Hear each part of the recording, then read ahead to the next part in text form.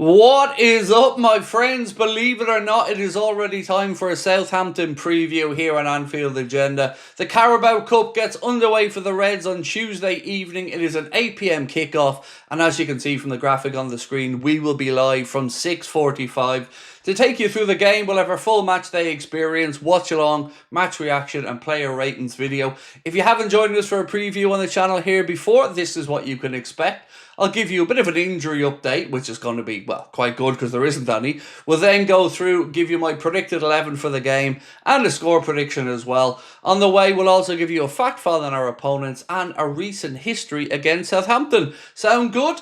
Well, I hope it does. And if you enjoy the video, don't forget to hit that like button. Let us know your thoughts in the comment section. And of course, we'd love you to hit the subscribe button as well. So as I mentioned, we don't believe there are any new fresh injury concerns for the gaffer going into this one. We know that Giovanni Leone will make his Liverpool debut against the Saints. And we also expect Federico Chiesa, of course, to return to the matchday squads. Both of those gents were absentees from the squad that took on and defeated Everton to make sure that Liverpool remain perfect in all competitions this season. So let's start off, folks, as we always do, with that injury update. And as I said, there is no new concerns that we are aware of. So unless Arne says something between now and the time this video goes out, and full disclosure, I'm recording this on Saturday night, we do think we have a pretty full complement. Now, I expect youngsters to come into it, and as we go through the team selection, I hope you understand where I'm coming from. Maybe I've gone a little bit weaker or more changed than you would like, but look, we'll get to that in a moment. Until then, let's start off with a bit of a fact file on our opponents, Southampton. So since 1995, Liverpool and Southampton have played 49 games, and out of those, Liverpool have won 28, Southampton 11, with 10 draws. Mohamed Salah has scored multiple times versus the Saints, 7 goals against them in the Premier League alone.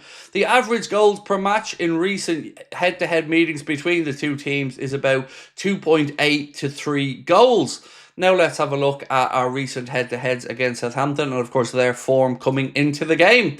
So head-to-head, Premier League 24-25, when they were still a Premier League team. It was Liverpool 3, Southampton 1 at Anfield. At St Mary's, it was Southampton 2, Liverpool 3. And in the Carabao Cup last season, Liverpool travelled down to St Mary's and beat Southampton by 2-1. Coming into this, well, let's have a look at the Saints' recent form, and they are languishing lower mid-table in the Championship as we speak. Championship, as you can see, they were beaten 3-1 by Hull City. They had a draw against Portsmouth in a bit of a derby down that neck of the woods. Then it was Watford 2, Southampton 2, Norwich 0, Southampton 3, and Southampton 1, Stoke City 2.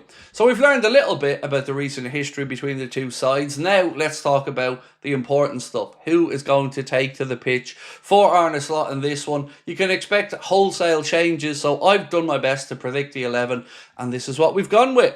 So we'll start off, folks, as we always do, with the goalkeeper and the centre-backs. Normally, this is where I say don't expect any change, but there is lots. So I've gone for Georgi Mamardashvili in goal and Giovanni Leone and Joe Gomez to be the centre-backs for this one.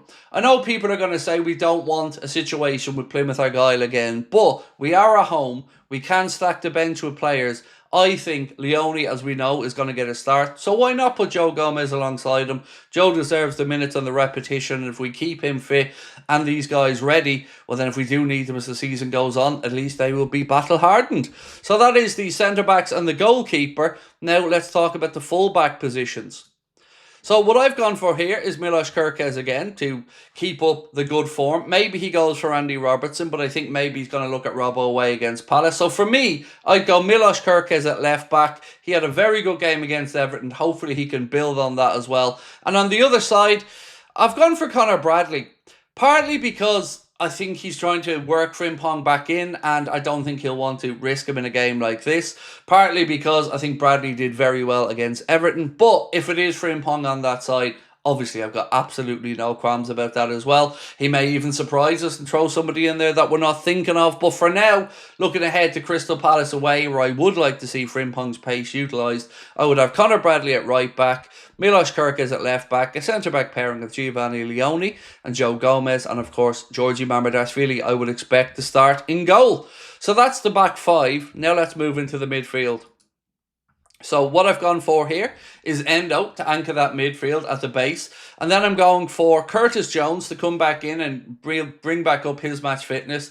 Obviously, he came on late in the derby and I think played very well. I expect Curtis Jones or Joe Gomez to even captain this side, if I'm being honest. So my midfield, Nioni, Curtis Jones and Endo. Again, you might think that's too much change, but like I've said, it's important we give these guys minutes as well, because if we do need to call on them in the season, we want to make sure that they do have match minutes in their legs. So that's my midfield trio, and yes, I'm aware it is much change and there could be scope for maybe one of the stronger guys to go in there, but I think put the likes of Szoboszlai on the bench, McAllister on the bench if needs be, and go for Endo, Trey Leone and Curtis Jones. Hopefully you're still with me, because we're moving into the exciting end of the pitch now.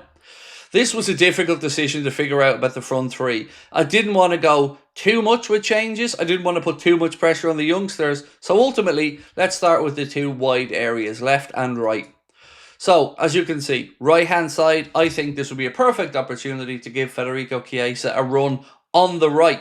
I know when he plays for Liverpool, normally he comes on through the centre, but we have to look a little bit ahead to Mohamed Salah going to the AFCON, and if Chiesa is still around, and I say if because, well, there's some news linking him with a move back to Milan, or excuse me, to Italy, to Milan in January.